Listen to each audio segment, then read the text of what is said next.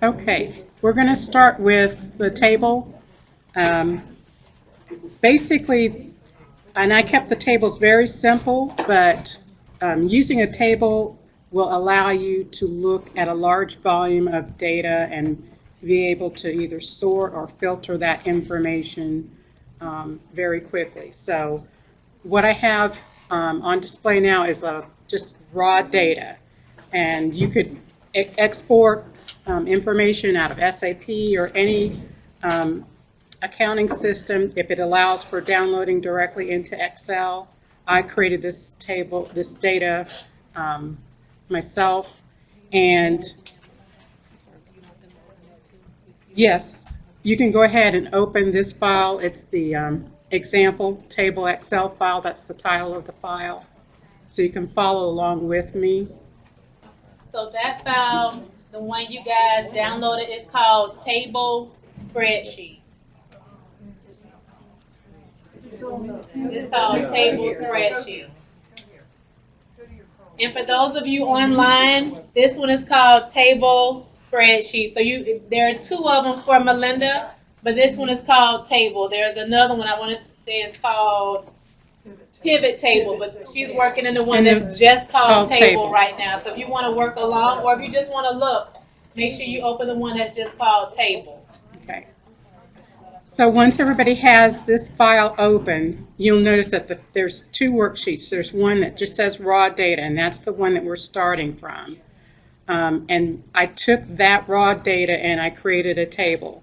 The second tab in this file says Excel table. If you click on that tab, it will show you a completed table. So we're going to recreate a table, and it should look just like that.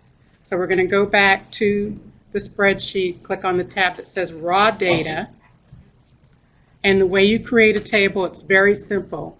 You can go to the command line and click on insert, and you'll see the option that says table. You click on that. It automatically selects all of that data in that file. I'm going to click OK. There you go. That quick. Sorry, I'm losing my voice. Okay, so we've got our table. Now, the way you use a table, if you'll notice at the very top line is a header. Those are the headers of those columns. And there are drop-down arrows at the top. Yes? Yeah, but in order to do this screen, you have to have the mouse on the first cell. Because if you have the cell like on G1, it will not select on the tab.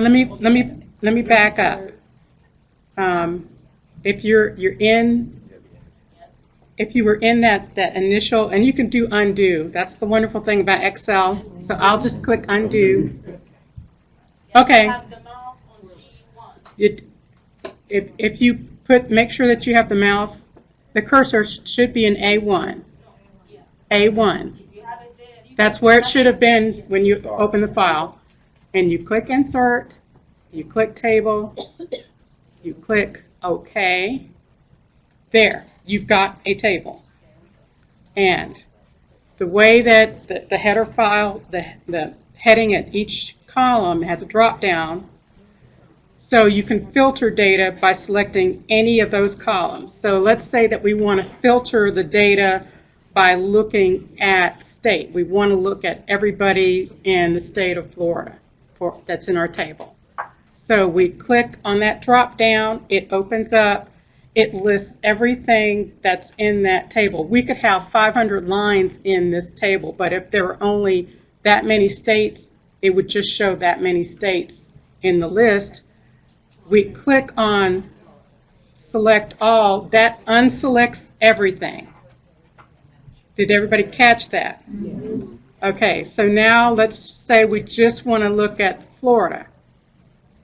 So I just clicked Florida, and now I'm clicking OK.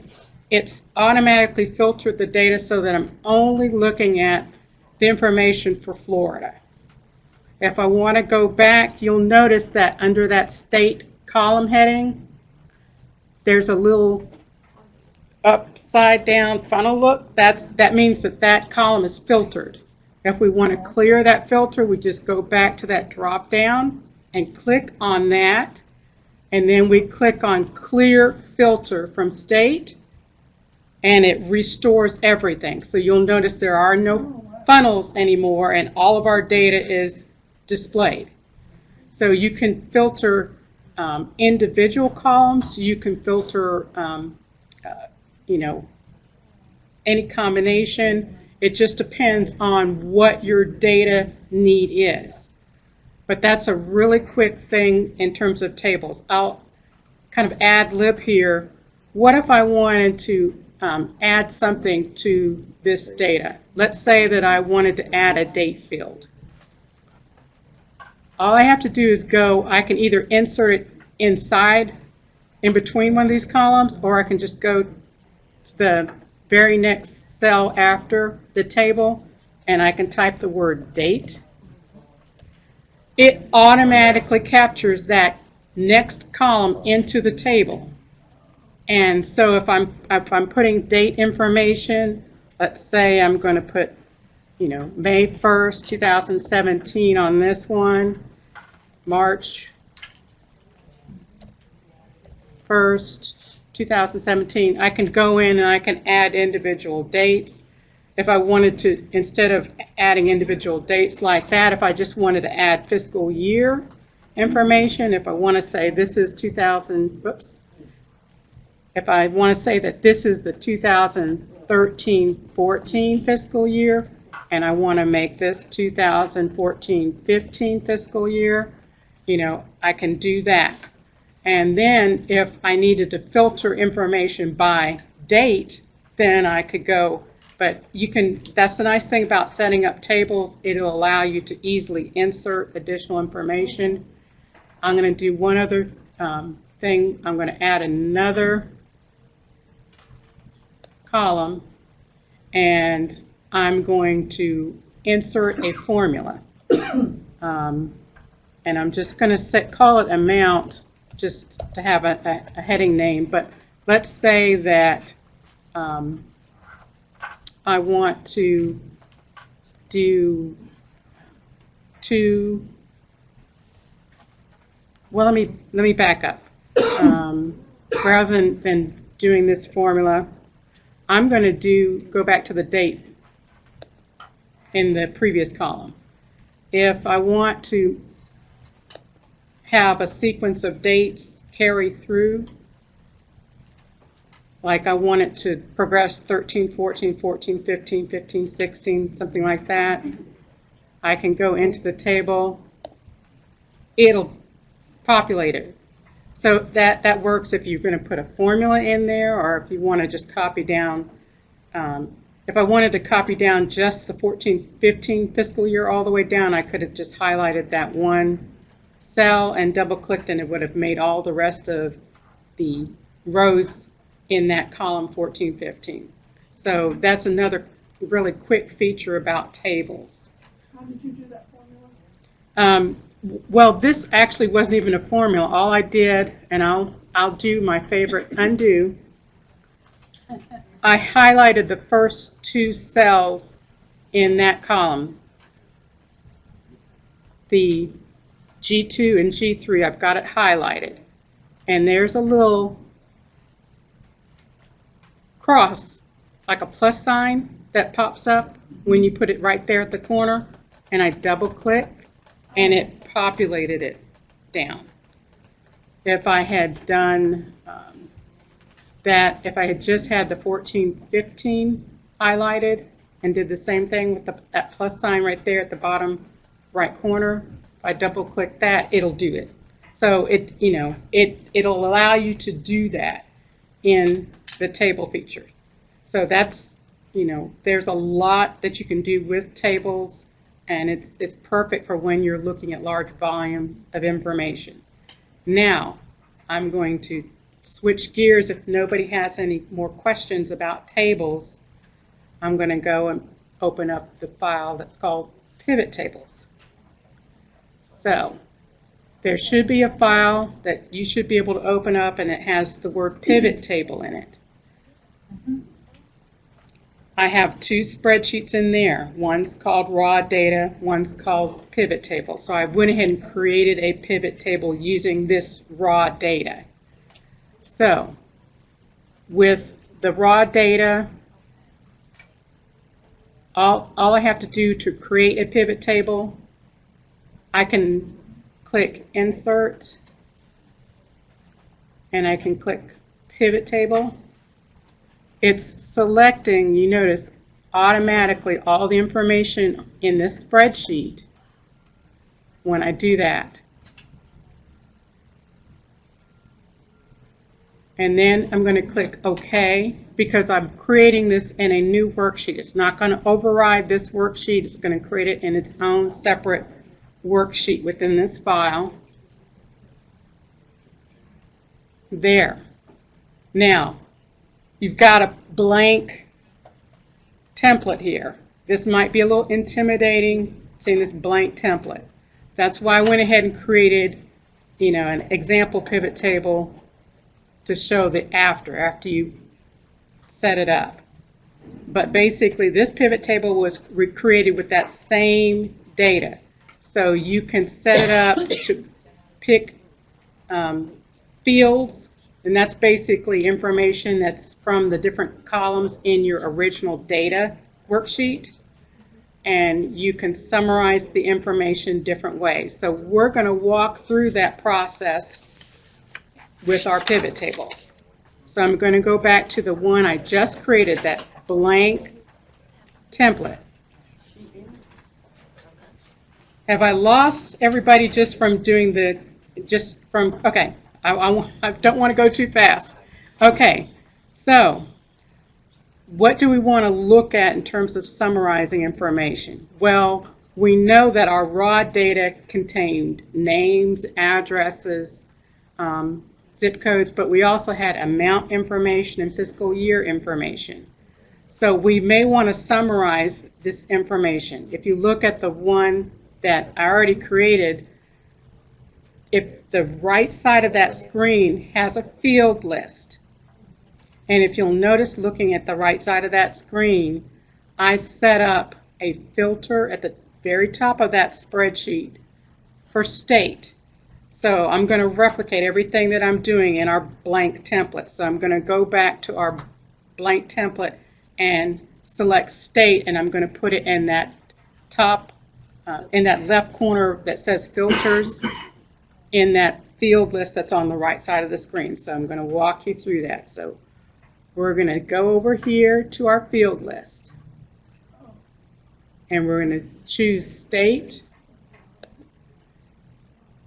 It automatically, by default, will go down to rows, but you can move that by just clicking and dragging and put it in filters. How did you get to this screen? There's 3 spreadsheets on this file now. The raw data, when I was in that spreadsheet, I clicked on Insert, Pivot Table, and when I did that, it selected all the data, and it gave me the option to create a pivot table in a new worksheet. And so that's what we were looking at. That blank template is the new pivot table blank that we're working on setting up right now.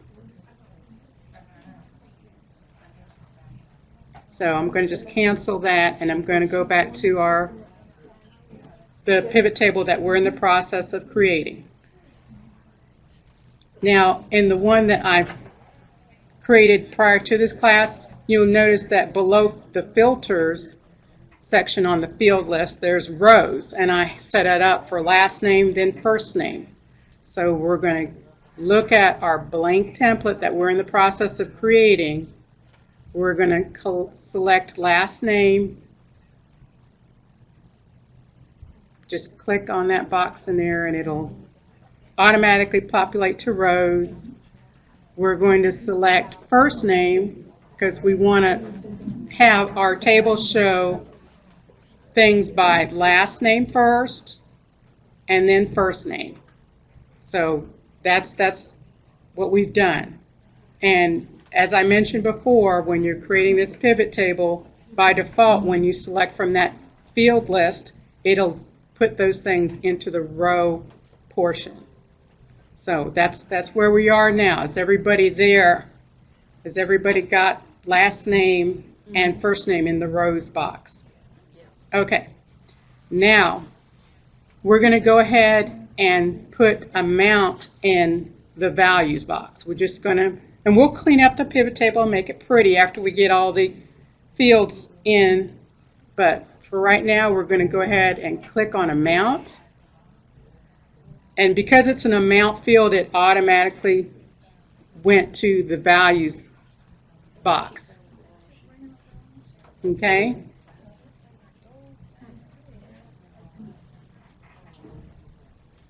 So, what we should have is rows with last name and first name, and values with the amount. And then at the top is a filter on state. How did you get the filter on state? By clicking state up here in the field box and dragging, because it automatically went to the rows box, and I clicked on it and dragged it to the filters box. Okay? Okay, so after we've got that information, then we want to look at our data by fiscal year. If you remember, let's just take a quick look at our raw data, just for a reminder. Our raw data had fiscal year information. It had 15-16 and 16-17. So we want to compare the 2 years. So that's how we will do it with the pivot table. We will take the fiscal year, and the way we compare it is within the columns. So we're going to click on fiscal year.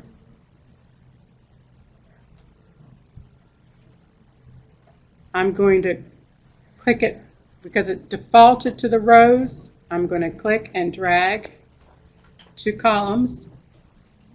Now I've got fiscal year information side by side. So that's all the information we're putting in our pivot table. The last name and the first name is the row information. The state is what we're filtering on for the whole pivot table, and we've got the amounts in the values part of our field list. Now it's time to make our pivot table pretty. So if you'll notice, it's shaded a little bit differently up here where it says pivot table tools. If we click on design, we can choose from all these different colors and formats for a pivot table. So I'm just going to pick this one right here. And we've got everything in blue. But I noticed that I don't like the way that it's got the last name and then the first names are like right up under it. I don't like that, so I'm going to go over here and change the report layout. So I'm going to click on report layout. Is everybody with me on report layout? Because all I did up to this point was just change the color. So now I'm on report layout, and I'm clicking on show in tabular form. And there I've got the last name. It's subtotaling automatically. That's something that's a default setting for the pivot table. And then it's showing me a grand total. Now we're going to go back to the final pivot table that I created and compare the two. So the one that we just created, and we go back and show you the one that I created ahead of time. What you'll notice different between the two is that first I've got the numbers formatted in here. It's got the decimal points And I've got these extra columns in there that say dollar difference. Well, I'm going to walk us through how to do those two extra elements, and then we'll be done with pivot tables. Our introduction to pivot tables. So, going back to the one that we just created, I want to format the numbers. So, I'm going to go here under that section that says values. I'm going to click in there and click on the last item there in that list that says value field settings. So, everybody click with me, value field settings. This box pops up, and if you'll notice, by default, it'll basically sum the amounts, but you can set up a pivot table to just count the number of items. It'll do averages, it'll do all of these, but most people are probably going to be wanting to calculate the total sum of an amount. Here in the bottom left-hand corner of this box, there's a number format tab. I'm going to click on that. And this should look very familiar because it's giving you the option to format the cells. So I'm going to click on number. It will automatically defaults to 2 decimal places. I don't have any like 4 or 5 digit numbers, so I don't really need to click the comma, but I can. So I'm going to go ahead and do that anyways. And then I'm going to click OK. And then I have to click OK again to get out of this box. Before I click out of the box though, if you'll notice under custom name, I can change the name of the heading of these columns.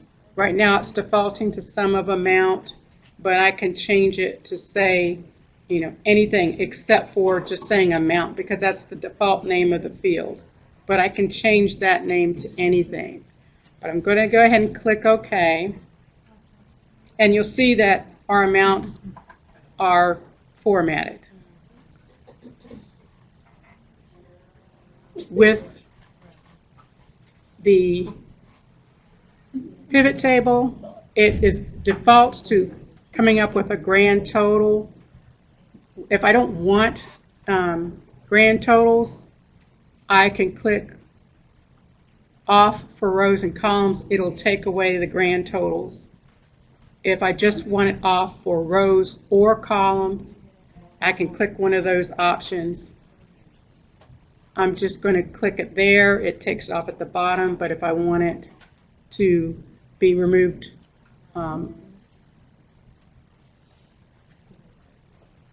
then when I set off for the columns only, it took away that grand total.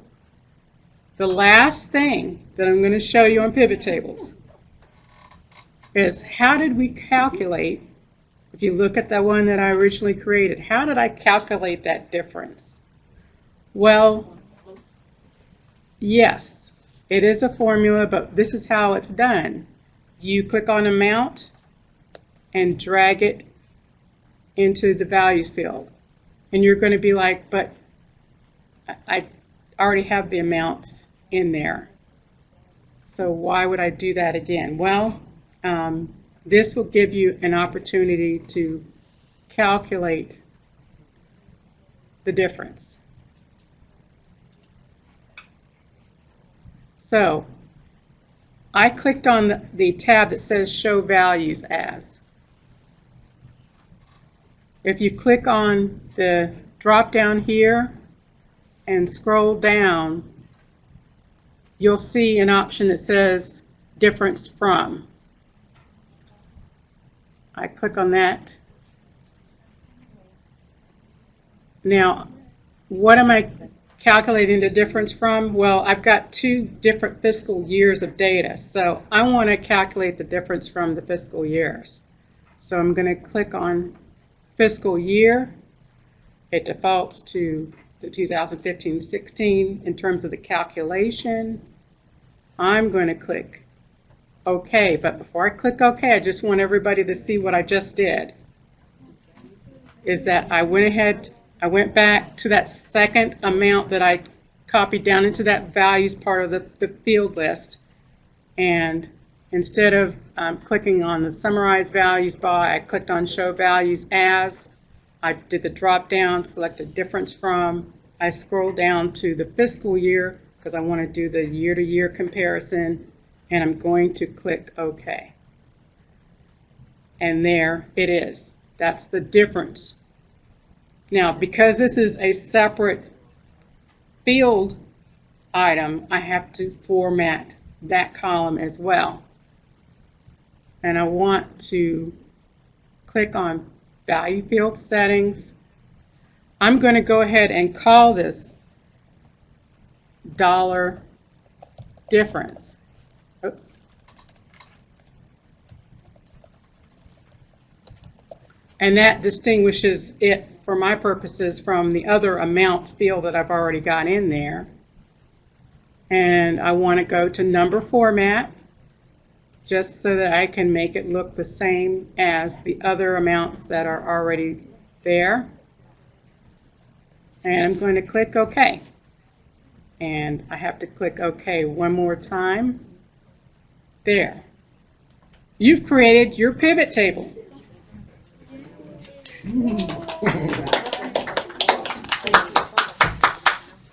Does anybody have any questions? I know pivot tables can seem intimidating, but the nice thing about them is that once you've created it, you can do all types of comparative analysis. I was able to set this up to compare information between fiscal years. It is very handy when you're looking at large volumes of data.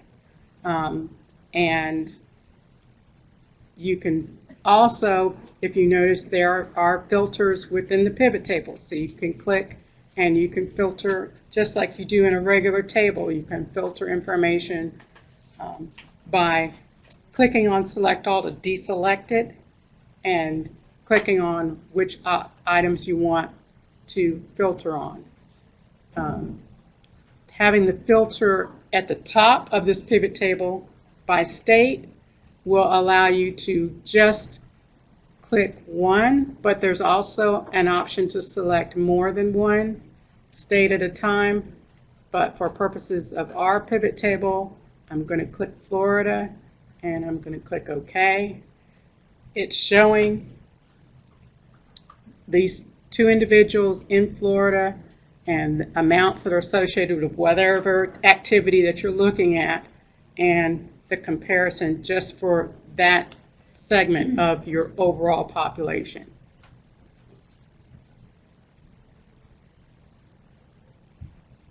If nobody has any questions, I'm going to go ahead. Quick comment. Yes. I know when Nikki was going over her VLOOKUPs, just a short little shortcut everybody can use, like how she took the mouse and she dragged the data over to basically capture everything. Mm-hmm. A short key to that is that you can do Control-Shift-Arrow over, and it'll just take it all the way over. That way you don't have to use your mouse to drag it over. Mm-hmm. Or you can use Control-Shift-Arrow down, and it'll take everything all the way down in what Right. you're trying to select. So just a little shortcut instead of using the mouse. Because Yeah. if you're downloading, like sometimes we do 14,000 Oh, lines, gosh. you don't want to take the mouse and drag, Oh, my drag, God. drag. Right. So Control-Shift-Arrow over, or Control-Shift-Arrow down. And that's another reason why tables are so handy, is that if you're wanting to copy, a formula within a table, all you have to do is just double click that first entry of the formula. It'll automatically, in fact, sometimes it'll just do it automatically if you're changing a formula that's already within a table. It'll change everything automatically. Once you change it in one cell, it'll change the rest of them. Yes. I followed you very quick, very good, but for some reason my little field box disappeared. Well, and you can, if you click on that X, it will close your field box, but if you still inside the pivot table anywhere, and you click under Pivot Table Tools, and you click Analyze. All you have to do is click on that field list at the very top right corner, and it'll display your field list again. Pivot table Also, two. also as a side note, you can still add information to your raw data file, and in order to be reflection of your pivot table, you just have to do a right mouse click within your pivot table and click refresh. So that way can be potentially a live table. Also, another thing real quick about the filtering, you can nest filters as well. So you can filter on one item and then pick another filter and keep filtering down. Okay, so far I hear Anthony as far as someone as a go-to in budget. I hear Raymond in federal programs. I hear Melinda in internal auditing. In business services, who would be our go-to as far as Excel? Sean Julian. Okay, so Dave. So Sean, Julian, and David. Okay, two. Just in case, and we'll be able to bill other individuals as well. Thank you, Melinda. You're So we're recording.